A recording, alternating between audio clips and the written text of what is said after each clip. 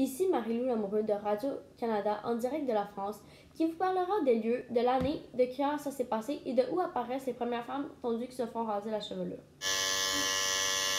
Aujourd'hui, nous allons vous parler d'un événement marquant qui a débuté à la fin des années 1944 et qui a duré jusqu'à la fin des années 1945. Cet événement est appelé les femmes tondues. Dans ce reportage, nous allons vous en apprendre davantage sur le sujet et sur ce qui s'est passé dans cette longue et pénible année. Les premières menaces apparaissent dans la presse clandestine.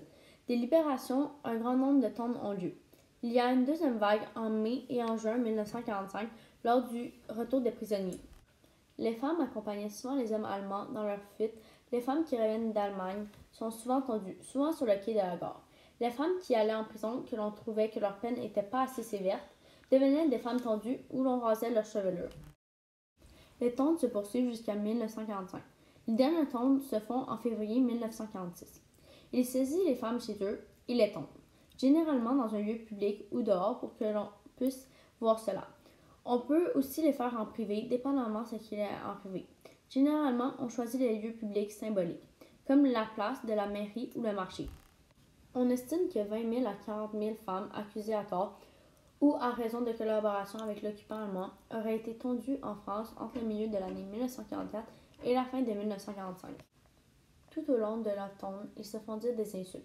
Ils sont déshabillés, voire totalement dénudés. Leur corps reçoit des croix de peinture partout, ou du rouge à lèvres, ou du goudron. Toutes les femmes sont définies complètement. Leur réputation est complètement détruite. Les femmes tondues sont des femmes qui ont été humiliées en se faisant raser les cheveux pour la purification du corps de la coupable. Purification d'un corps rendu répugnant, malpropre et impur. En France, à cause de la liaison intime avec l'ennemi, donc les soldats allemands qui détruisaient leur pays pendant que pour la plupart des femmes avaient des maris qui étaient en train de donner leur vie à la guerre pour combattre pour leur pays. Pour les humilier, ils ont été tondus à Clermont-Ferrand sous l'église des pouvoirs de la résistance.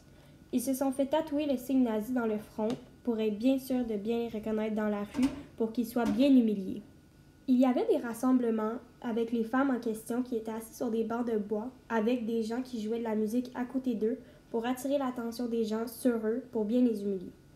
Assez nombreuses et pour beaucoup assez jeunes, les femmes sont vêtues sans distinction particulière. Beaucoup baissent la tête, l'air humilié, n'osant pas regarder devant elles. Les tontes et les tondus sont presque toujours photographiés. Les images sont utilisées par la suite par la presse qui, eux, les diffusent largement. Dans les premiers jours de la libération au printemps 1945 et jusqu'à la fin de cette année, ce sont des civils qui rendent spontanément la justice, mais dans un cadre officiel. Un fonctionnaire est présent à ce moment, notamment les comités locaux de libération qui, eux, organisent des cérémonies sur tout le territoire, pour faire connaître le sujet des femmes tondues.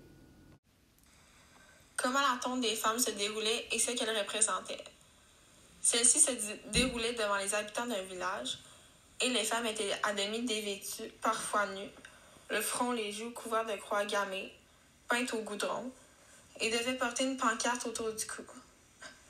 Elle était aussi affligée d'un bonnet d'âne ou d'un collier de chien exposé, photographié, parfois battu et cruellement moqué. Tout était fraîchement tondu, le visage grave, tendu et sombre. Et de plus, les cérémonies constituaient une réappropriation symbolique et officielle de l'espace public. Les tondes se présentaient comme une fête sauvage et étaient menées et exécutées exclusivement par des hommes. Elles se présentaient principalement sous forme de cérémonies de carnaval ou de chavarie, destinées à canaliser et purger les passions populaires, à conjurer le spectre de la guerre civile franco-française et à hâter le rétablissement de l'ordre légitime. Pour conclure, les femmes étaient sévèrement punies et humiliées si elles trompaient leur mari en ayant des relations sexuelles ou amoureuses avec les soldats ennemis. La tonde pouvait également causer un traumatisme, parfois jugé comme plus important que le viol, et certaines femmes se refusaient par la suite pour une période plus ou moins longue, tout droit au bonheur. Elles avaient également de la difficulté, voire une impossibilité à se reconstruire une vie et un équilibre intérieur. Ici Léa Cadoret de Radio-Canada qui vous parle en direct de la France.